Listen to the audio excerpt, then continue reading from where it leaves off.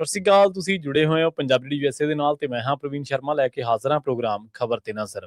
ਖਬਰ ਤੇ ਨਜ਼ਰ ਪ੍ਰੋਗਰਾਮ ਦੇ ਵਿੱਚ ਕੀ ਅਹਿਮ ਤੇ ਕਈ ਖਾਸ ਖਬਰਾਂ ਨੂੰ ਲੈ ਕੇ ਚਰਚਾ ਕਰਨ ਦੇ ਲਈ ਜੁੜ ਚੁੱਕੇ ਨੇ ਪੰਜਾਬ ਤੋਂ ਸੀਨੀਅਰ ਪੱਤਰਕਾਰ, ਉੱਘੇ ਲੇਖਕ ਅਤੇ ਸਰਗਰਮ ਸਮਾਜਿਕ ਕਾਰਕੁਨ ਦੀਪਕ ਸ਼ਰਮਾ ਚਨਾਰਥਲ ਜੀ। ਸ਼ਰਮਾ ਜੀ, ਸਤਿ ਸ਼੍ਰੀ ਅਕਾਲ। ਸਵਾਗਤ ਹੈ ਜੀ ਪੰਜਾਬੀ USA ਤੇ। ਸਤਿ ਸ਼੍ਰੀ ਅਕਾਲ ਪ੍ਰਵੀਨ ਜੀ, ਸਾਰੇ ਦਰਸ਼ਕਾਂ ਨੂੰ, ਸਰੋਤਿਆਂ ਨੂੰ ਪਿਆਰ ਭਰੀ ਸਤਿ ਸ਼੍ਰੀ ਅਕਾਲ। ਸਤਿ ਸ਼੍ਰੀ ਅਕਾਲ ਜੀ। ਪ੍ਰੋਗਰਾਮ ਦੇ ਵਿੱਚ ਅੱਗੇ ਵਧਣ ਤੋਂ ਪਹਿਲਾਂ ਧੰਨਵਾਦ ਕਰਦੇ ਚਲੀਏ ਸਪਾਂਸਰਸ ਦਾ, ਜਿਹੜੇ ਜ਼ਰੀਆ ਬਣਦੇ ਨੇ ਇਹਨਾਂ ਪ੍ਰੋਗਰਾਮਾਂ ਨੂੰ ਤੁਹਾਡੇ ਤੱਕ ਪਹੁੰਚਾਉਣ ਦੇ ਲਈ। ਖਾਲਸਾ ਇੰਸ਼ੋਰੈਂਸ ਏਜੰਸੀ ਵਾਲੇ, ਜਿਨ੍ਹਾਂ ਤੋਂ ਤੁਸੀਂ ਹਰ ਤਰੀਕੇ ਦੀ ਇੰਸ਼ੋਰੈਂਸ ਲੈ ਸਕਦੇ ਹੋ। ਇੰਸ਼ੋਰੈਂਸ ਬਾਰੇ ਪਤਾ ਕਰਨ ਦੇ ਲਈ ਇਹਨਾਂ ਦਾ ਨੰਬਰ ਹੈ 468-272-2500। ਇਹ 1992 ਤੋਂ ਲਗਾਤਾਰ ਇੰਸ਼ੋਰੈਂਸ ਬਿਜ਼ਨਸ ਦੇ ਵਿੱਚ ਸ਼ਾਨਦਾਰ ਸੇਵਾਵਾਂ ਦੇ ਰਹੇ ਨੇ ਤੇ ਅਮਰੀਕਾ ਭਰ ਦੇ ਵਿੱਚ ਇੰਸ਼ੋਰੈਂਸ ਕਰਦੇ ਨੇ। ਓਬਾਮਾ ਕੇਅਰ, ਮੈਡੀਕੇਅਰ ਜਾਂ ਫਿਰ ਕਵਰਡ ਕੈਲੀਫੋਰਨੀਆ ਬਾਬਤ ਪਾਲਿਸੀ ਕਰਵਾਉਣ ਦੇ ਲਈ, ਸਲਾਹ ਲੈਣ ਦੇ ਲਈ ਅੱਜ ਹੀ ਕਾਲ ਕਰੋ 468-272-2500 ਤੇ। ਟਰਕੀਨ ਇਮੀਗ੍ਰੇਸ਼ਨ ਲਾ ਫਰਮ ਵਾਲੇ, ਜੇ ਟਰਕੀਆਣਾ ਟੋਰਨ ਟਰਕੀਆਣਾ ਦੇ ਨਾਲ ਤੁਸੀਂ US ਇਮੀਗ੍ਰੇਸ਼ਨ ਬਾਬਤ ਕੋਈ ਵੀ ਸਲਾਹ ਕਰਨੀ ਹੈ, ਕੋਈ ਵੀ ਸਵਾਲ ਪੁੱਛਣਾ, ਤੇ ਇਹਨਾਂ ਦਾ ਨੰਬਰ ਹੈ 4159090503। Gurdeep Singh Birdi Clovis, Mandeep Singh San Jose, Onkar Singh Fresno, Gurnam Singh Antelope, Jarnail Singh Seattle, Mandeep Dhillon Yuba City ਤੇ ਲਾਲੀ ਸਿੰਘ ਗਰੇਵਾਲ ਫਰੀਮਾਉਂਟ ਤੋਂ।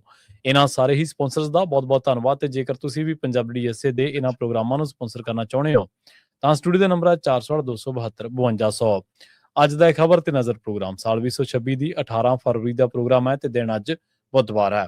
ਖਬਰਾਂ ਦੀ ਸ਼ੁਰੂਆਤ ਕਰੀਏ ਸ਼ਰਮਾ ਜੀ ਸਿਸਟਮ ਤੋਂ। ਜਿਹੜੀਆਂ ਸਾਡੀਆਂ ਫੋਰਸਸ ਨੇ ਉਹ ਇਸ ਕਰਕੇ ਬਣਾਈਆਂ ਸਨ ਕਿ ਇਹ ਲੋਕਾਂ ਨੂੰ ਨਿਆਂ ਦੇਣਗੀਆਂ, ਲੋਕਾਂ ਨੂੰ ਕ੍ਰਿਮੀਨਲ ਲੋਕਾਂ ਤੋਂ ਬਚਾਉਣਗੀਆਂ, ਜ਼ੁਲਮ ਤੋਂ ਬਚਾਉਣਗੀਆਂ।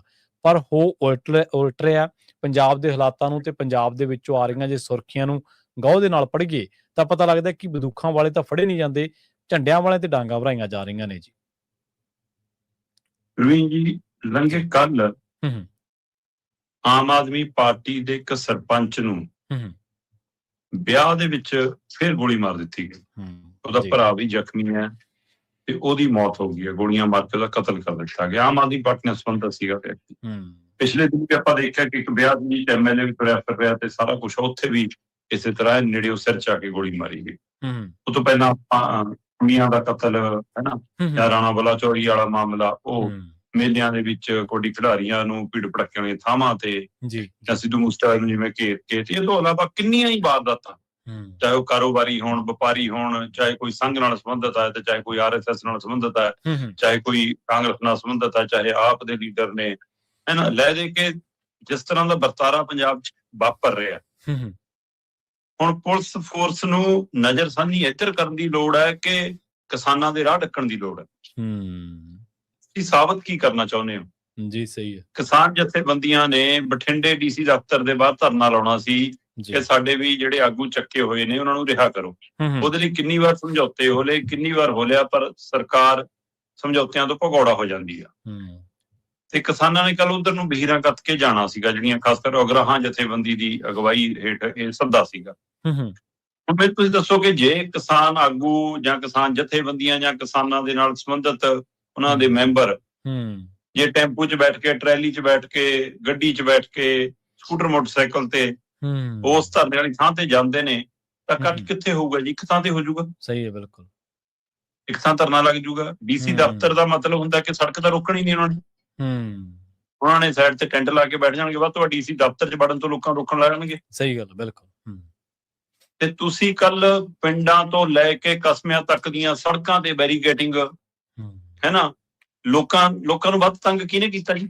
ਸਹੀ ਗੱਲ। ਤੁਸੀਂ ਦਿਖਾਉਣਾ ਇਹ ਚਾਹੁੰਦੇ ਹੋ ਕਿ ਕਿਸਾਨਾਂ ਕਰਕੇ ਲੋਕ ਤੰਗ ਹੁੰਦੇ ਨੇ? ਤੰਗ ਤਾਂ ਤੁਸੀਂ ਕਰਦੇ ਹੋ। ਸਾਰੇ ਇੱਕੋ ਟਾਈਮ 'ਚ ਤਾਂ ਕਾਫਲਾ ਬਣਾ ਕੇ ਤੁਰਨ ਲੱਗਿਆ। ਕੋਈ ਕਿਤੋਂ ਪਿੰਡ ਤੋਂ ਆਉਣਾ, ਕਿਸੇ ਨੇ ਕਿਸੇ ਤੋਂ ਆਉਣਾ, ਕਿਸੇ ਨੇ ਟੈਂਪੂ 'ਚ ਆਉਣਾ, ਕਿਸੇ ਨੇ ਕਾਰ 'ਚ ਆਉਣਾ, ਕਿਸੇ ਨੇ ਬੱਸ ਚੜ੍ਹ ਕੇ ਆਉਣਾ। ਤੇ ਆਰਾਮ ਨਾਲ ਜਾ ਕੇ ਉੱਥੇ ਬੈਠਦੇ, ਤੁਸੀਂ ਉੱਥੇ ਗੱਲ ਸੁਣ ਲਓ। ਨਹੀਂ ਸੁਣ ਹੁੰਦੀ ਫਿਰ ਉਹਨਾਂ ਨੂੰ ਸਾਈਡ ਤੇ ਬਿਠਾ ਲਓ।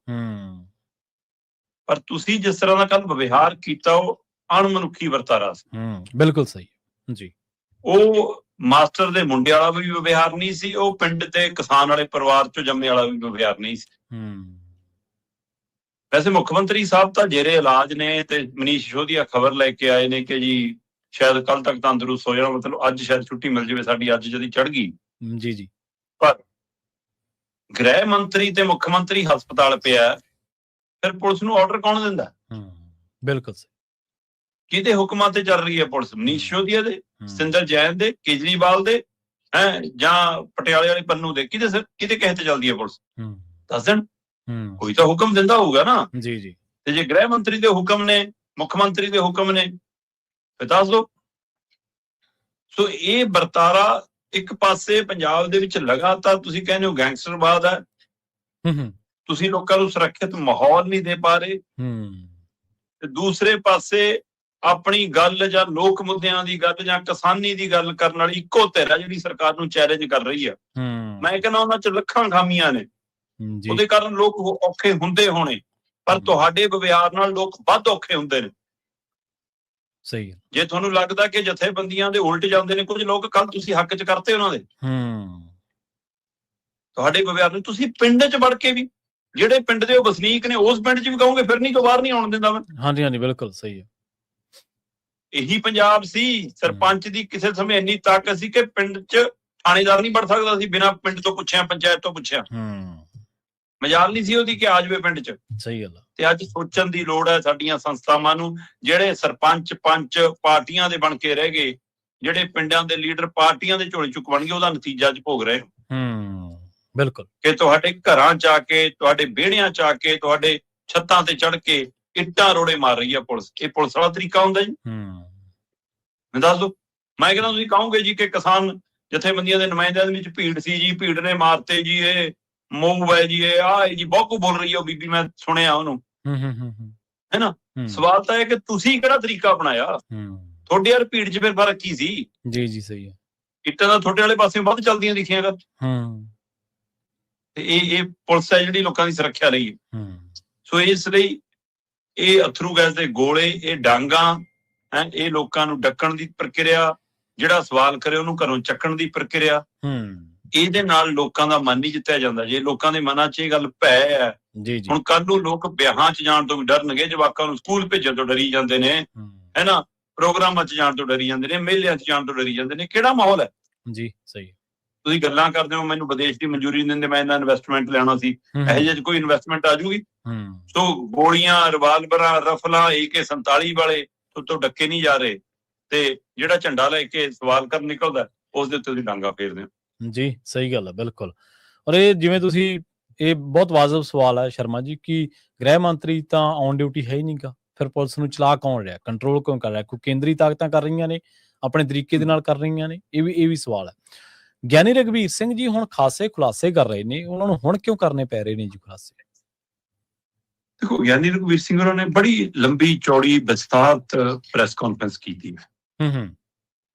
ਉਹਨਾਂ ਨੇ SGPC ਕਾਰਜਵਿਧਾ ਦੇ ਉੱਤੇ, SGPC ਨੂੰ ਸਿੱਧੇ ਰੂਪ 'ਚ ਬਾਦਲ ਪਰਿਵਾਰ ਵੱਲੋਂ ਚਲਾਉਣ ਦੇ ਹਵਾਲੇ ਨਾਲ, ਉਹਨਾਂ ਨੇ ਚਾਹੇ ਉਹ 328 ਲਾਪਤਾ ਪਾਵਨ ਸਰੂਪ ਦਾ ਮਾਮਲਾ ਹੋਵੇ ਜੀ, ਚਾਹੇ 2 ਦਸੰਬਰ 2024 ਦੇ ਹੁਕਮਨਾਮਿਆਂ ਦਾ ਪਹਿਲੂ ਹੋਵੇ, ਹਾਂਜੀ, ਚਾਹੇ 1984 ਦੇ ਵਿੱਚ ਫੌਜੀ ਹਮਲੇ ਦੇ ਦਰਮਿਆਨ ਜੋ ਕੁਝ ਨੁਕਸਾਨਿਆ ਗਿਆ ਤੇ ਉਹਦੀ ਭਰਪਾਈ ਦੇ ਲਈ ਜੋ ਕੁਝ ਵਾਪਸ ਆਇਆ ਉਹਦਾ ਹਵਾਲਾ ਹੋਵੇ, ਚਾਹੇ ਸਾਕਾ ਨਨਕਾਣਾ ਦੇ ਹਵਾਲੇ ਨਾਲ ਬਾਤ ਹੋਵੇ, ਚਾਹੇ ਜ਼ਮੀਨਾਂ ਵੇਚਣ ਦਾ ਮਸਲਾ ਹੋਵੇ, ਚਾਹੇ ਬਿਲਡਿੰਗਾਂ ਇਮਾਰਤ ਉਸਾਰੀ ਦਾ ਮਸਲਾ ਹੋਵੇ, ਹਰ ਨੁਕਤੇ ਤੇ ਉਹਨਾਂ ਨੇ ਉਂਗਲ ਧਰੀ ਹੈ। ਔਰ ਹਰ ਨੁਕਤੇ ਤੇ ਉਂਗਲ ਧਰਦਿਆਂ ਉਹਨਾਂ ਨੇ ਬਾਦਲ ਪਰਿਵਾਰ ਨੂੰ ਸਿੱਧਾ ਕਟਹਿਰੇ 'ਚ ਖੜਾ ਕੀਤਾ ਹੈ ਜੀ। ਬਾਦਲ ਪਰਿਵਾਰ ਤੋਂ ਭਾਵ ਸੁਖਬੀਰ ਸਿੰਘ ਬਾਦਲ। ਹੁਣ ਸਵਾਲ ਤੁਹਾਡਾ ਬਿਲਕੁਲ ਵਾਜਬ ਹੈ ਪ੍ਰਵੀਨ ਜੀ, ਕਿ ਇੰਨੇ ਸਮੇਂ ਬਾਅਦ, ਜਿੱਦਣ 2 ਦਸੰਬਰ ਦੇ ਫੈਸਲੇ ਸੁਣਾਏ, ਉਸ ਤੋਂ ਬਾਅਦ ਜਿਸ ਤਰ੍ਹਾਂ ਗਿਆਨੀ ਹਰਪ੍ਰੀਤ ਸਿੰਘ ਖਿਲਾਫ ਮੋਰਚਾ ਖੋਲਿਆ ਗਿਆ, ਤੁਸੀਂ ਉਸ ਸਮੇਂ ਕਿਉਂ ਨਹੀਂ ਇਸ ਰੂਪ 'ਚ ਸਾਹਮਣੇ ਆਏ?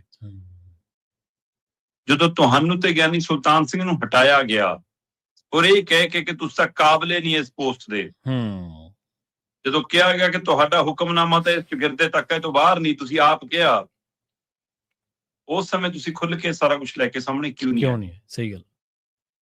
ਜਦੋਂ ਤੁਹਾਨੂੰ ਹੈੱਡ ਗ੍ਰੰਥੀ ਦੀ ਸੇਵਾ ਦਿੱਤੀ ਗਈ ਤੇ ਫਿਰ ਉਹ ਸੀਗੀ ਤੁਹਾਡੇ ਕੋਲ ਤੇ ਉਹ ਵਾਪਸ ਲੈਣ ਦੀ ਪ੍ਰਕਿਰਿਆ ਆਈ, ਤੁਸੀਂ ਅਦਾਲਤ ਨੂੰ ਤਾਂ ਭੱਜੇ, ਤੁਸੀਂ ਤਦ ਮੀਡੀਆ ਸਾਹਮਣੇ ਕਿਉਂ ਨਹੀਂ ਆਏ?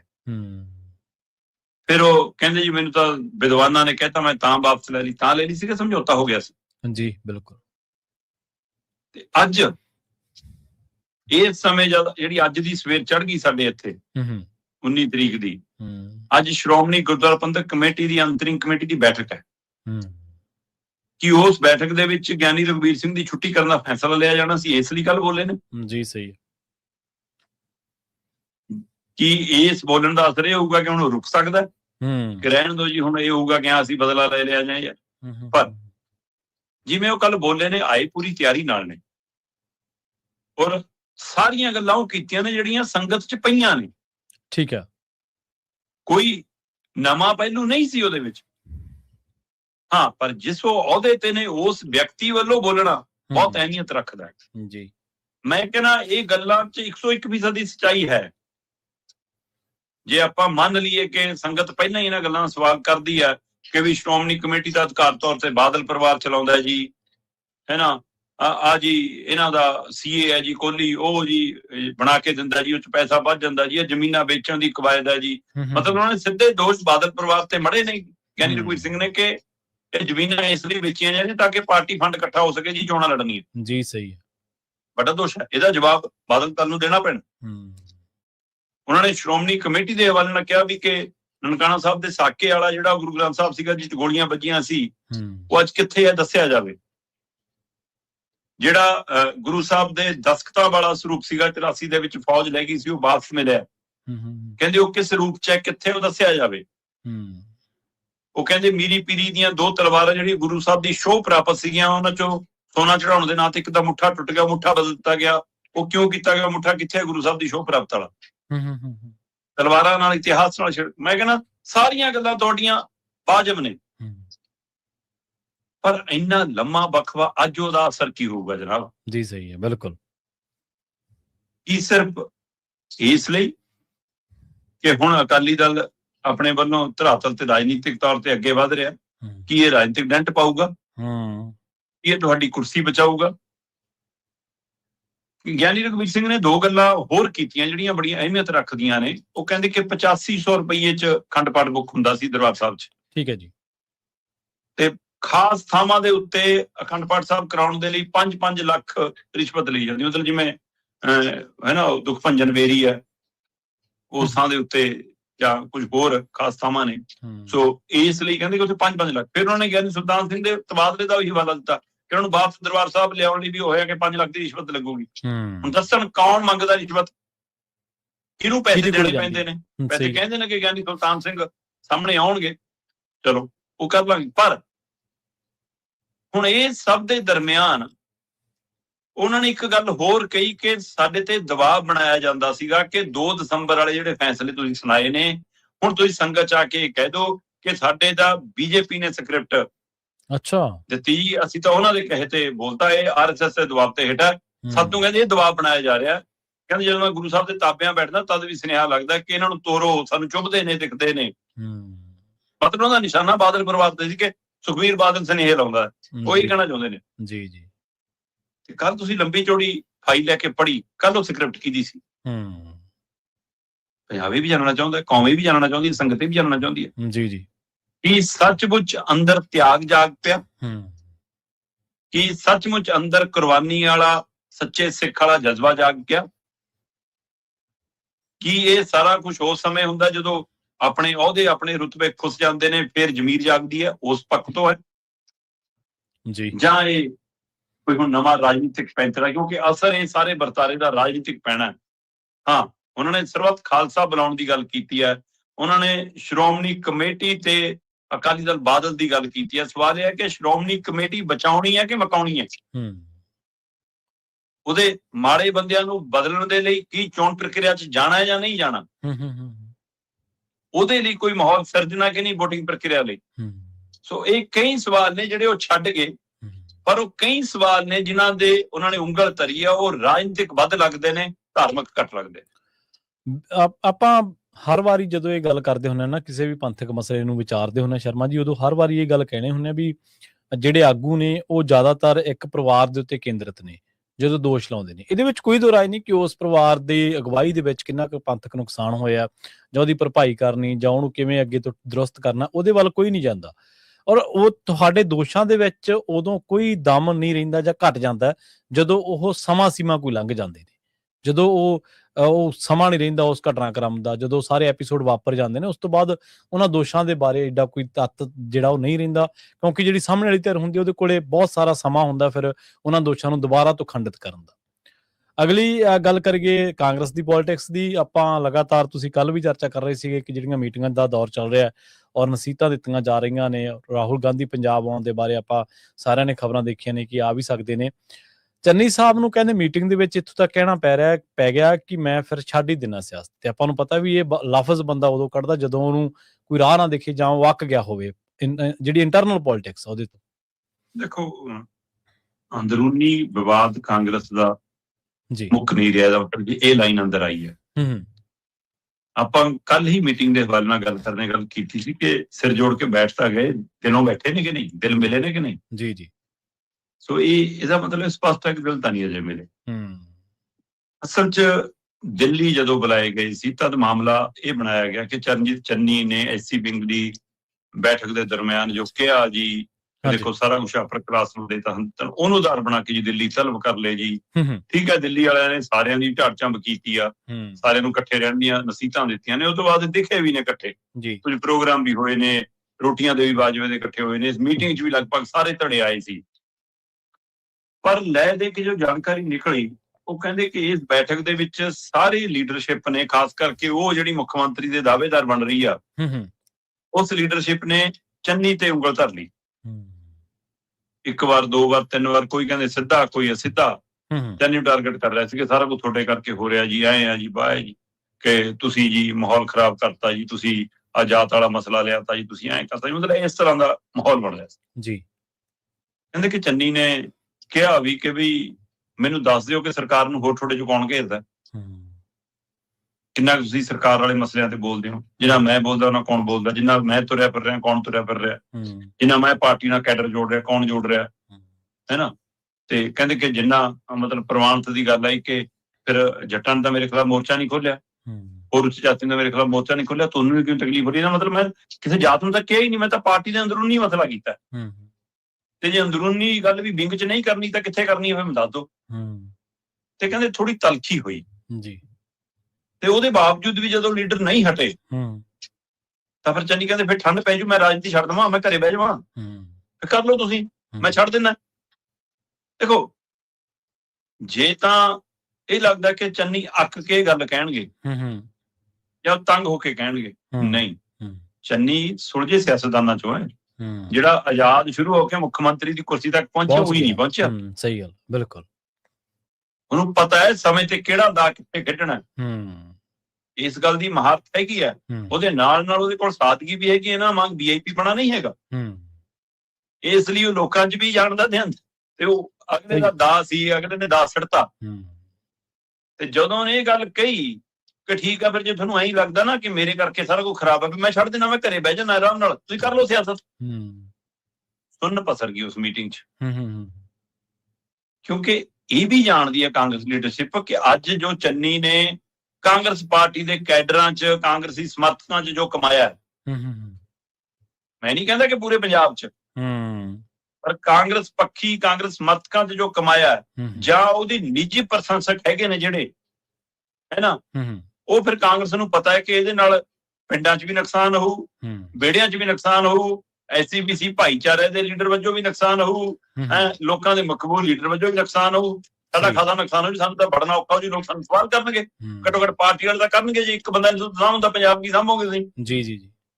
ਤਾਂ ਚੰਨੀ ਨੇ ਵੱਡਾ ਦਾ ਖੇਡਿਆ, ਤੇ ਇਸ ਦੇ ਉੱਤੇ ਫਿਰ ਭੁਪੇਸ਼ ਬਘੇਲ ਨੇ ਕਹਿੰਦੇ ਚੁੱਪ ਤੋੜੀ ਕਿ ਨਹੀਂ ਨਹੀਂ ਐਸੇ ਨਹੀਂ ਹੈ ਚੰਨੀ ਜੀ, ਆਪ ਗਲਤ ਲੈ ਰਹੇ ਹੋ, ਤੁਮ ਵਿਚਾਰੇ ਕਰ ਰਹੇ ਹੋ। ਕਹਿੰਦਾ ਮੈਨੂੰ ਸਭ ਪਤਾ ਕਿਹੜੀਆਂ ਵਿਚਾਰਾਂ ਕਰਦੇ ਹੋ। ਕਹਿੰਦਾ ਮੈਂ ਨਹੀਂ ਸਮਝਦਾ ਕਿ ਤਾਨੇ ਮੈਨੇ ਕੀ ਹੁੰਦੇ ਨੇ ਤੇ ਵਿਚਾਰਾਂ ਕੀ ਹੁੰਦੇ ਨੇ, ਮਤਲਬ ਸਿੱਧੇ ਹੋ ਗਏ। ਉਸ ਤੋਂ ਬਾਅਦ ਮਾਹੌਲ ਸ਼ਾਂਤ ਹੋਣ ਲੱਗਿਆ, ਤੇ ਫਿਰ ਰਾਜਾ ਵੜਿੰਗ ਨੇ ਫਾਰਮੂਲਾ ਦਿੱਤਾ, ਕਹਿੰਦਾ ਜੀ ਮਸਲਾ ਇਹੀ ਹੈ ਨਾ ਕਿ ਸਾਨੂੰ ਇਹੀ ਕਹਿ ਕੇ ਘੇਰਦੇ ਨੇ ਕਿ ਜੀ ਮੁੱਖ ਮੰਤਰੀ ਦੇ ਦਾਅਵੇਦਾਰ ਵੱਧ ਨੇ, ਆਪਾਂ ਕਹਿੰਦਾ ਇਹਦਾ ਮਸਲੇ ਦਾ ਹੱਲ ਨਿਬੇੜ ਦਿੰਦੇ ਆ।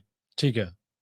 ਉਹ ਕਹਿੰਦੇ ਦੱਸੋ ਜੀ, ਕਹਿੰਦੇ ਵੀ ਐਂ ਕਰੋ, ਜਿੰਨੇ MP ਨੂੰ MP ਰਹਿਣ, MP MLA ਦੀ ਚੋਣ ਨਾਲ ਲੜੋਵੇ, ਮਸਲਾ ਹੀ ਖਤਮ। ਆਪਾਂ ਅਨਾਉਂਸ ਕਰਾ ਦੋ ਕਿ ਵੀ ਜਿਹੜਾ MP ਹੈ ਉਹ 5 ਸਾਲ MP ਰਹੂ। ਬਈ ਹੁਣ ਇਹ ਕਿਵੇਂ ਮਨਜ਼ੂਰ ਹੈ? ਹੁਣ ਜਿਹੜੇ ਅੱਜ ਦੀ ਤਰੀਕ 'ਚ MP ਨੇ, ਉਹ ਆਪ ਤਾਂ ਮੁੱਖ ਮੰਤਰੀ ਦਾ ਉਮੀਦਵਾਰ ਵਜੋਂ ਦੇਖਦੇ ਨੇ ਆਪਣੇ ਆਪ ਨੂੰ, ਤੇ ਜੋ ਚੋਣ ਨਹੀਂ ਲੜਦੇ ਤਾਂ ਅਗਲੇ ਕਹਿੰਦੇ ਬਾਜਵੇ ਲਈ ਰਾਹ ਮੋਕਲਾ ਹੋ ਜਾਊਗਾ। ਫਿਰ ਤਾਂ ਕੋਈ ਨਹੀਂ ਛੱਡ ਸਕਦੇ, ਚਾਹੇ ਸੁਖਜਿੰਦਰ ਰੰਧਾਵਾ ਹੈ, ਚਾਹੇ ਖੁਦ ਰਾਜਾ ਵੜਿੰਗ ਹੈ, ਤੇ ਚਾਹੇ ਚਰਨਜੀਤ ਚੰਨੀ ਹੈ। ਇਹ ਤਿੰਨੋਂ ਮੈਂਬਰ ਪਾਰਲੀਮੈਂਟ ਨੇ, ਤਿੰਨੋਂ ਦਾਅਵੇਦਾਰ ਵੀ ਨੇ। ਸੋ ਇਸ ਲਈ ਇਹ ਵੀ ਮਨਜ਼ੂਰ ਨਹੀਂ ਗਾ। ਸੋ ਕੁੱਲ ਮਿਲਾ ਕੇ ਮੈਨੂੰ ਲੱਗਦਾ ਕਿ ਚੰਨੀ ਦੇ ਇਹ ਦਾਅ ਸਿੱਟਣ ਤੋਂ ਬਾਅਦ ਹੁਣ ਇਸ ਵਿਸ਼ੇ ਤੇ ਕਾਂਗਰਸ 'ਚ ਚੁੱਪ ਬਸ ਹੋ ਗਈ ਹੈ। ਹੁਣ ਇਸ ਵਿਸ਼ੇ ਨੂੰ ਛੇਤੀ ਕੋਈ ਛੂਹਣ ਦੀ ਕੋਸ਼ਿਸ਼ ਨਹੀਂ ਕਰੂਗਾ, ਕਿਉਂਕਿ ਮਸਲਾ ਇਕੱਲਾ ਇਹ ਨਹੀਂਗਾ ਕਿ ਚੰਨੀ ਚੁੱਪ ਕਰਕੇ ਘਰੇ ਬਹਿ ਜਾਣਗੇ। ਡਰ ਇਹਨਾਂ ਨੂੰ ਇਹ ਹੈ ਕਿ ਪਤਾ ਨਹੀਂ ਦੂਏ ਪਾਸੇ ਵਾਲੇ ਨਾਲ ਲੈ ਜਾਣ, ਉਹ ਤਾਂ ਕਾਹਲੇ ਬੈਠੇ ਨੇ। ਸਹੀ ਗੱਲ ਆ। ਜਦੋਂ ਕਿ ਚੰਨੀ ਇਹ ਨਾਲ ਜਾਣਦੇ ਹੋਣਗੇ ਕਿ ਜੋ ਕੁਝ ਮੈਨੂੰ ਕਾਂਗਰਸ ਮਿਲ ਗਿਆ ਉੱਥੇ ਮਿਲਣ ਵਾਲਾ ਨਹੀਂ, ਕੈਪਟਨ ਅੱਜ ਕਿੱਥੇ ਖੜਾ ਦੇਖ ਲਓ। ਪਰ ਉਹ ਇਸ ਵਾਰ 2027 ਦੇ ਵਿੱਚ ਜਿਵੇਂ SC-BC ਭਾਈਚਾਰੇ ਦੇ ਸਿਰ ਤੇ ਰਾਜਨੀਤੀ ਕਰਨਾ ਚਾਹੁੰਦੇ ਨੇ, ਇਸ ਲਈ ਉਹ ਚੰਨੀ ਨੂੰ ਸਿਰ ਤੇ ਬਿਠਾ ਕੇ ਲਿਜਾ ਵੀ ਸਕਦੇ ਨੇ। ਜੀ ਜੀ, ਸਹੀ ਹੈ। ਤੇ ਉਹਨੂੰ ਰੋਕਣ ਦੇ ਲਈ ਹੁਣ ਕਾਂਗਰਸ ਮੇਲਾ ਦਾ ਇਸ ਮਸਲੇ ਤੇ ਚੁੱਪ ਵੱਟੂਗੀ ਤੇ ਸ਼ਾਇਦ ਇਹਦਾ ਆਉਂਦੇ ਸਮੇਂ 'ਚ ਚੰਨੀ ਨੂੰ ਕੁਝ ਫਾਇਦਾ ਵੀ ਹੁੰਦਾ ਦਿਖਣ ਲੱਗ ਜੂ। ਜੀ ਬਿਲਕੁਲ। ਆਪਾਂ ਨੂੰ ਪਤਾ, ਨਾਲੇ ਕਾਂਗਰਸ ਦੇ ਨਾਲ ਇਸ ਤੋਂ ਪਹਿਲਾਂ 2012 ਦੇ ਵਿੱਚ ਹੋਇਆ, ਹਰਿਆਣੇ ਦੇ ਵਿੱਚ ਦੇਖ ਲਓ ਕੀ ਕੁਛ ਹੋਇਆ, ਹੋਰ ਰਾਜਾਂ ਦੇ ਵਿੱਚ ਵੀ ਕਾਂਗਰਸ ਦੀ ਸ਼ਾਖ ਇਸੇ ਕਰਕੇ ਡਿੱਗਦੀ ਹੈ ਕਿ ਉਹ ਪਾਟੋ ਧਾੜ ਨੇ, ਆਪਸ ਦੇ ਵਿੱਚ ਇੱਕ ਸੁਰ ਨਹੀਂ ਗੇ। ਕਾਂਗਰਸੀਆਂ ਬਾਰੇ ਵੀ ਕਿਹਾ ਜਾਂਦਾ ਵੀ ਕਾਂਗਰਸੀ ਕਾਂਗਰਸ ਨੂੰ ਹਰਾਉਂਦੇ ਆ, ਤੇ ਪਰ ਫਿਰ ਵੀ ਪੰਜਾਬ ਦੀ ਕਾਂਗਰਸ ਦਾ ਜਿਹੜਾ ਟਿਕਟ ਉਹ ਹੋ ਨਹੀਂ ਰਿਹਾ। ਅਗਲੀ ਗੱਲ ਕਰੀਏ ਸਿੱਖਿਆ ਕ੍ਰਾਂਤੀ ਦੀ, ਜਿਵੇਂ ਤੁਸੀਂ ਕਹਿਣੇ ਹੁੰਦੇ ਆ ਵੀ ਇਹਨਾਂ ਦੇ ਸਿਹਤ ਕ੍ਰਾਂਤੀ ਤੇ ਸਿੱਖਿਆ ਕ੍ਰਾਂਤੀ ਸਭ ਤੋਂ ਜ਼ਿਆਦਾ ਪ੍ਰਚਾਰੇ ਮਾਡਲ ਨੇ, ਪਰ ਇਹਨਾਂ ਦੇ ਸਿੱਖਿਆ ਮੰਤਰੀ ਨੇ ਸਿੱਖਿਆ ਕ੍ਰਾਂਤੀ ਦੀ ਫੂਕ ਕੱਢਤੀ ਜੀ। ਦੇਖੋ, ਧੰਨਵਾਦ ਕਰਨਾ ਬਣਦਾ ਹੈ ਹਰਜੋਤ ਬੈਂਸ ਹੋਰਾਂ ਦਾ ਜੀ, ਕਿ ਉਹਨਾਂ ਨੇ ਜੋ ਪੰਜਾਬ ਦੇ ਵਿੱਚ ਸਿੱਖਿਆ ਦੀ ਧਰਾਤਲ ਦੀ ਸਥਿਤੀ ਹੈ, ਜੋ ਗਰਾਊਂਡ ਰਿਪੋਰਟ ਹੈ, ਉਹ ਸਾਹਮਣੇ ਲਿਆਤੀ ਜੀ। ਦਸਤਾਵੇਜ਼ੀ ਤੌਰ ਤੇ ਸਿੱਖਿਆ ਨੇ ਬਹੁਤ ਤਰੱਕੀ ਕਰ ਲਈ ਪੰਜਾਬ 'ਚ। ਤਸਵੀਰੀ ਬੈਨਰ ਸੋਸ਼ਲ ਮੀਡੀਆ ਦੇ ਰੂਪ 'ਚ ਸਿੱਖਿਆ ਕ੍ਰਾਂਤੀ ਬਹੁਤ ਅਗਾਂਹ ਲੰਘੀ, ਪਰ ਅਸਲ ਹਕੀਕਤ ਇਹ ਸੀ ਜੋ ਕੱਲ ਸਿੱਖਿਆ ਮੰਤਰੀ ਨੇ ਸਾਹਮਣੇ ਲਿਆਂਦੀ ਕਿ ਆਹ ਲਓ ਜੀ, ਆਹ ਤੁਹਾਡੇ ਜਵਾਕ ਨੇ ਜਿਨ੍ਹਾਂ ਨੂੰ ਪੰਜਾਬੀ ਦੀ ਇੱਕ ਲਾਈਨ ਵੀ ਪੜ੍ਹਨੀ ਨਹੀਂ ਆਉਂਦੀ, ਜੀ, ਜਿਨ੍ਹਾਂ ਨੂੰ ਪਾਠ-ਦੀਆਂ 4 ਸਤਰਾਂ ਵੀ ਪੜ੍ਹਨੀਆਂ ਨਹੀਂ ਆਉਂਦੀਆਂ, ਜਿਨ੍ਹਾਂ ਨੂੰ ਜੋੜ ਘਟਾ ਗੁਣਾ ਵੰਡ ਦਾ ਇੱਕ ਸਵਾਲ ਵੀ ਹੱਲ ਨਹੀਂ ਕਰਨਾ ਆਉਂਦਾ। ਅਸਲ 'ਚ ਮਾਛੀਵਾੜਾ ਖੇਤਰ ਦੇ ਇੱਕ ਪ੍ਰਾਇਮਰੀ ਸਕੂਲ ਦੇ ਵਿੱਚ ਸਿੱਖਿਆ ਮੰਤਰੀ ਪਹੁੰਚਦੇ ਨੇ ਜੀ, ਤੇ ਉੱਥੇ ਜਿਹੜੇ ਤਾਂ ਪੱਕੇ ਮਾਸਟਰ ਨੇ ਜਾਂ ਪੱਕੀਆਂ ਮਾਸਟਰਨੀਆਂ ਨੇ, ਉਹ ਤਾਂ ਮਿਲੀਆਂ ਵਿਹਲੀਆਂ ਉਹਨਾਂ ਨੂੰ। ਜਿਹੜੀ ਵਿਚਾਰੀ PTA 'ਚ ਰੱਖੀ ਵੀ ਉਹ ਵਿਚਾਰੀ ਰੌਲਾ ਪਾ ਉੱਚੀ ਪੜ੍ਹਾਉਂਦੀ ਰਹੀ ਸੀ, ਹੈ ਨਾ। ਹੁਣ ਉਹਦਾ ਚੌਥਾ ਹਿੱਸਾ ਵੀ ਤਨਖਾਹ ਨਹੀਂ ਹੋਣੀ ਉਹਦੀ, ਮਤਲਬ ਮੈਨੂੰ ਨਹੀਂ ਲੱਗਦਾ ਉਹ 10,000 ਤੋਂ ਵੀ ਉੱਪਰ ਹੋਣੀ। ਤੇ 80,000 90,000 ਲੈਣ ਵਾਲੇ ਤੇ ਉਹ ਕਹਿੰਦੇ ਵਿਹਲੇ ਦਿਖੇ। ਚਲੋ, ਉਹ ਤੋਂ ਬਾਅਦ ਕਲਾਸ 'ਚ ਗਏ ਜੀ, ਸਾਡੇ ਅਧਿਆਪਕ ਘੱਟ ਨੇ, ਉਹ ਕਹਿੰਦੇ ਜਿੰਨੇ ਆ ਕਿ ਉਹਨੇ ਤਾਂ ਪੜ੍ਹਾ ਨਹੀਂ ਰਹੇ ਤੁਸੀਂ। ਜੇ ਜਵਾਕ ਤੁਹਾਡੇ ਕੋਲ 4 ਸਾਲ 'ਚੋਂ ਕਦੇ ਤਾਂ ਤੁਹਾਡੀ ਕਲਾਸ 'ਚੋਂ ਲੰਘਿਆ ਹੋਊਗਾ ਕਿ ਅੱਜ ਜਿਹੜਾ ਘੱਟ ਅਧਿਆਪਕ ਦਾ ਮਤਲਬ ਉਹ ਵਾਲੀ ਕਲਾਸ ਛੱਡੀ ਵੀ। ਅਸੀਂ ਕਹਿੰਦੇ ਬਾਕੀ ਸਕੂਲਾਂ 'ਚ ਵੀ ਇਹੀ ਹੈ, ਉੱਥੋਂ ਬੱਚੇ ਠੀਕ ਕਰ ਰਹੇ ਨੇ, ਤੁਹਾਡੇ ਸਕੂਲ ਦਾ ਉੱਪਰ ਵਾਲੇ ਸਕੂਲ 'ਚ ਆ ਕੇ ਬੱਚੇ ਮਾੜੇ ਆ ਰਹੇ ਨੇ, ਲਗਾਤਾਰ ਆ ਰਹੇ ਨੇ ਕਹਿੰਦੇ। ਚਲੋ ਜੀ, ਜਦੋਂ ਉਹਨਾਂ ਨੇ ਝੋਲੇ ਖਿਲਾਏ, ਕਿਤਾਬਾਂ ਕਢਾਈਆਂ, ਪੜ੍ਹਾ ਕੇ ਦੇਖਿਆ, ਜਵਾਕਾਂ ਤੋਂ ਪੜ੍ਹ ਨਹੀਂ ਹੋਇਆ। ਕਲਾਸ 'ਚ 28 ਜਵਾਕ ਸੀ, ਮਸਾਂ 8 ਜਵਾਕਾਂ ਨੇ ਕੁਝ ਲਾਈਨਾਂ ਕੁਝ ਅੱਖਰ ਠੀਕ ਉਚਾਰੇ, ਠੀਕ ਪੜ੍ਹੇ। ਹੁਣ ਸਵਾਲ ਇਹ ਵੀ ਹੈ ਕਿ ਇਹੀ ਸਰਕਾਰ ਹੈ ਜਿਹਨੇ ਸਿੱਖਿਆ ਕ੍ਰਾਂਤੀ ਦਾ ਮਤਲਬ ਦੱਸਿਆ ਲੋਕਾਂ ਨੂੰ ਕਿ ਪਖਾਨਿਆਂ ਦੇ ਬਾਹਰ ਪੱਥਰ ਲਾ ਦਿਓ। ਇਹੀ ਸਰਕਾਰ ਹੈ ਜਿਹਨੇ ਸਿੱਖਿਆ ਕ੍ਰਾਂਤੀ ਦਾ ਅਰਥ ਸਮਝਾਇਆ ਕਿ ਪਖਾਨਿਆਂ ਦੇ ਵਿੱਚ ਰੰਗ ਨਵਾਂ ਕਰ ਦਿਓ, ਕੰਧਾਂ ਨੂੰ ਪਲਸਤਰ ਕਰ ਦਿਓ, ਹੈ ਨਾ, ਗੇਟ ਦੇ ਉੱਤੇ ਮਾਪਿਆਂ ਦੀ ਮਿਲਣੀ ਵਾਲੇ ਦਿਨ ਗੁਬਾਰੇ ਟੰਗ ਦਿਓ, ਆਏ ਹੋਏ ਮਾਪਿਆਂ ਨੂੰ ਸਮੋਸਾ ਤੇ ਇੱਕ ਚਾਹ ਦਾ ਕੱਪ ਦੇ ਦਿਓ ਤੇ ਦੱਸੋ ਜੀ ਕਿ ਕਮਾਲ ਹੋ ਗਈ, ਤੇ ਕਾਗਜ਼ਾਂ ਦੇ ਵਿੱਚ A ਗ੍ਰੇਡ ਬਣਾ ਦਿਓ ਬੱਚਿਆਂ ਨੂੰ। ਜੀ ਜੀ, ਇਹੀ ਸਿੱਖਿਆ ਮਾਡਲ, ਇਹੀ ਸੀ ਸਿੱਖਿਆ ਕ੍ਰਾਂਤੀ। ਦਿੱਲੀ ਨੇ ਹੀ ਸਿਖਾ ਕੇ ਭੇਜਿਆ ਸੀ। ਸਹੀ ਹੈ। ਹੁਣ ਇਹ ਸਿੱਖਿਆ ਮੰਤਰੀ ਸਾਹਿਬ ਸੱਚਮੁੱਚ ਇਹ ਸੱਚ ਸਾਹਮਣੇ ਲਿਆਉਣ ਦੀ ਇੱਛਾ ਸ਼ਕਤੀ ਨਾਲ ਮੀਡੀਆ ਨੂੰ ਲੈ ਕੇ ਗਏ ਸੀ, ਲਾਈਵ ਕਰ ਰਹੇ ਸੀ, ਜਾਂ ਹੋ ਗਿਆ ਹੁਣ ਪਿੱਛੇ ਹਟਣਾ ਔਖਾ ਸੀ। ਹੁਣ ਇਹ ਤਾਂ ਨਹੀਂ ਮੈਨੂੰ ਪਤਾ ਕਿ ਅੱਗੇ ਤੋਂ ਇੰਜ ਲਾਈਵ ਕਰਿਆ ਕਰਨਗੇ, ਪਹਿਲਾਂ ਵੀਡੀਓ ਬਣਾ ਕੇ ਫਿਰ ਚਲਵਾਇਆ ਕਰਨਗੇ, ਹੈ ਨਾ। ਪਰ ਜੋ ਵੀ ਹੈ, ਪਰ ਇਹ ਪਹਿਲੂ ਬਿਨਾ ਦੂਸਰੇ ਪਾਸੇ ਇਹੀ ਸਵਾਲ ਕਿ ਤੁਸੀਂ ਸਹੀ ਨਹੀਂ ਪੜਾਉਂਦੇ, ਉਹ ਨਹੀਂ ਕਰਦੇ, ਜਦੋਂ ਤੁਸੀਂ ਆਪਣੇ ਵੱਲੋਂ ਸਾਰਾ ਢਾਂਚਾ ਪੂਰਾ ਕੀਤਾ। ਇਕੱਲੇ ਕਮਰਿਆਂ 'ਚ AC ਲਵਾਉਣ ਨਾਲ ਸਕੂਲਾਂ ਦਾ ਢਾਂਚਾ ਮਜ਼ਬੂਤ ਨਹੀਂ ਹੁੰਦਾ ਕਿ ਹਾਂਜੀ ਤੁਹਾਡੇ ਕਮਰਿਆਂ 'ਚ AC ਲੱਗੇ ਨੇ। ਨਹੀਂ, ਤੁਸੀਂ ਅਧਿਆਪਕ ਪੂਰੇ ਦਿੱਤੇ, ਤੁਸੀਂ ਸਮਾਂ ਪੂਰਾ ਦੇ ਰਹੇ ਹੋ ਉਹਨਾਂ ਨੂੰ, ਤੁਸੀਂ ਉਹਨਾਂ ਨੂੰ ਹੋਰ ਕੰਮਾਂ ਲਈ ਕਿੰਨਾ ਕੁ ਵਰਤ ਰਹੇ ਹੋ, ਇਹ ਸਵਾਲ ਖੜਾ ਹੈ। ਪਰ ਅਧਿਆਪਕ ਘੱਟ ਨੇ ਜਾਂ ਵੱਧ ਨੇ, ਇਹਦੇ ਨਾਲੋਂ ਵੀ ਵੱਡੀ ਜ਼ਰੂਰੀ ਹੈ ਕਿ ਤੁਸੀਂ ਦਿਲ ਨਾਲ ਪੜਾਉਣਾ ਚਾਹੁੰਦੇ ਹੋ ਕਿ ਨਹੀਂ ਪੜਾਉਣਾ ਚਾਹੁੰਦੇ। ਸੋ ਅਧਿਆਪਕਾਂ ਦੀ ਇੱਛਾ ਸ਼ਕਤੀ ਦੇ ਉੱਤੇ ਵੀ ਬਹੁਤ ਕੁਝ ਨਿਰਭਰ ਕਰਦਾ ਹੈ ਕਿ ਉਹ ਕਿਹੋ ਜਿਹੀ ਇੱਛਾ ਭਾਵਨਾ ਰੱਖ ਕੇ ਅੱਗੇ ਵਧ ਰਹੇ ਨੇ ਕਿ ਹਾਂ ਅਸੀਂ ਇਸ ਜ਼ਿੰਮੇਵਾਰੀ ਨੂੰ ਅਦਾ ਹੀ ਕਰਨਾ। ਸੋ ਇਹ ਬਿਲਕੁਲ ਸਿੱਖਿਆ ਕ੍ਰਾਂਤੀ ਦਾ ਅਸਲ ਸੱਚ ਇਹੀ ਹੈ ਜੀ। ਔਰ ਇਹਦਾ ਮਤਲਬ ਇਹ ਵੀ ਨਹੀਂਗਾ ਕਿ ਹੁਣੇ ਇੰਨਾ ਲਗਾਰ ਆਇਆ। ਤੁਸੀਂ ਚੇਤੇ ਕਰੋ, ਮੇਰੇ ਧਿਆਨ 'ਚ ਇਸ ਲਈ ਹੈ ਮਾਮਲਾ ਕਿ ਅਕਾਲੀ BJP ਦੀ ਸਰਕਾਰ ਸੀ ਪੰਜਾਬ ਦੇ ਵਿੱਚ, ਤੇ ਪੰਜਾਬੀ ਦਾ ਨਤੀਜਾ ਬਹੁਤ ਮਾੜਾ ਆ ਗਿਆ 10ਵੀਂ ਦਾ।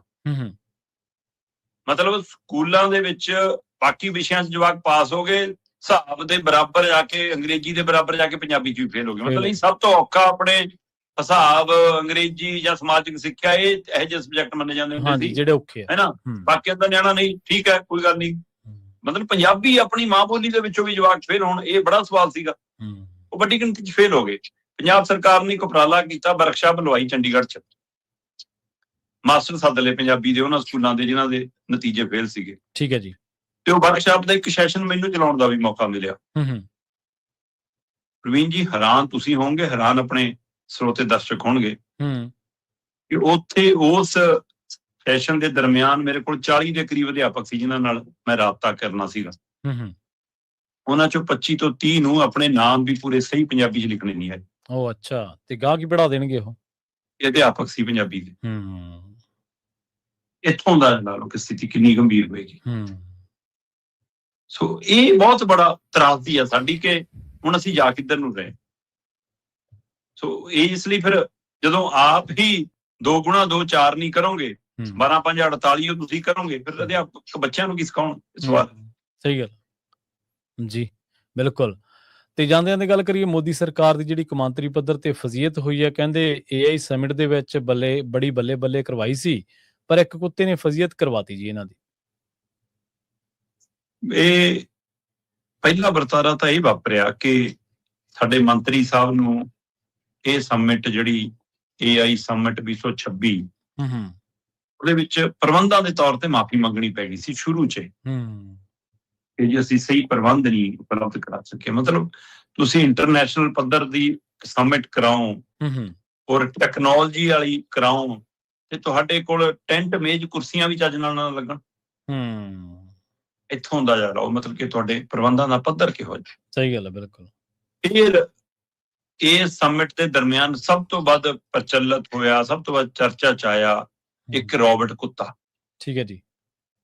ਤੇ ਇਸੇ ਤਰ੍ਹਾਂ ਇੱਕ ਡਰੋਨ ਦਾ ਮਾਮਲਾ ਸੀਗਾ, ਉਹ ਡਰੋਨ ਵੀ ਹੋਰ ਮੁਲਕ ਦਾ ਬਣਿਆ ਦੱਸਿਆ ਜਾ ਰਿਹਾ ਤੇ ਇਸੇ ਤਰ੍ਹਾਂ ਇਹਦਾ ਵੀ ਮਾਮਲਾ ਉੱਭਰਿਆ ਕਿ ਚੀਨ ਦਾ। ਅਸਲ ਦੇ ਵਿੱਚ ਗਲਗੋਟੀਆ ਯੂਨੀਵਰਸਿਟੀ ਹੈ ਜਿਹੜੀ ਬੜੀ ਨਾਮਣੇ ਖੱਟਦੀ ਹੈ, ਨਰਿੰਦਰ ਮੋਦੀ ਹੋਰਾਂ ਦੀ ਗੁੱਡ ਬੁੱਕ 'ਚ ਹੈ ਨਾ, ਬੀਜੇਪੀ ਦੇ ਚਹੇਤਿਆਂ 'ਚੋਂ ਹੈ ਤੇ ਉਸ ਵੱਲੋਂ ਇਹ ਪ੍ਰਚਾਰਿਆ ਗਿਆ ਵੀ ਕਿ ਇਹ ਡੌਗ, ਇਹ ਕੁੱਤਾ AI ਦੇ ਆਧਾਰ ਦੇ ਉੱਤੇ ਟੈਕਨੋਲੋਜੀ ਦੇ ਹਵਾਲੇ ਨਾਲ ਇਹ ਇੰਡੀਅਨ ਮਤਲਬ ਤਿਆਰ ਕੀਤਾ, ਸਾਡੇ ਉਹਦੇ ਵਿੱਚੋਂ ਸਰਚ ਚੋਂ ਤਿਆਰ ਹੋਇਆ, ਸਾਡੀ ਯੂਨੀਵਰਸਿਟੀ ਦਾ ਪ੍ਰੋਡਕਟ ਹੈ ਇੱਕ ਤਰ੍ਹਾਂ ਨਾਲ। ਇਸੇ ਤਰ੍ਹਾਂ ਇੱਕ ਡਰੋਨ ਹੈ ਨਾ, ਇਹ ਵੀ ਸਾਡਾ। ਉਹ ਦੋ ਚੀਜ਼ਾਂ ਨੂੰ ਇਹਨਾਂ ਨੇ ਪ੍ਰਚਾਰਿਆ ਤੇ ਬਕਾਇਦਾ ਤੌਰ ਤੇ ਅਨਾਉਂਸ ਕੀਤਾ।